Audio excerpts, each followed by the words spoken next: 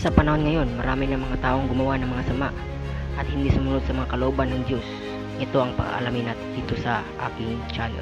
Marami na ang tao at naguguluhan ngayon at akala nila hindi totoo ang Diyos. At akala nila hindi sila maliligtas at binadaya na sila ng kanilang kaaway. Marami na ring tao na hindi sila sumusunod sa kanilang magulang at hinayaan nila ang kanilang sarili.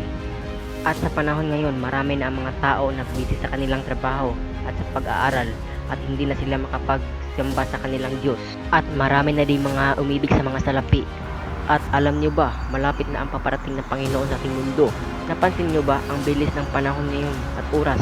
Kaya kailangan natin i-glorify ang ating Panginoon sa ating mundo at ibahagi ang mga salita sa Word of God at isuko na natin ang ating mga kasalanan dito sa ating mundo. At palagi tayong mag-pray dito sa ating mundo o sa ating kamag-anak o sa Diyos.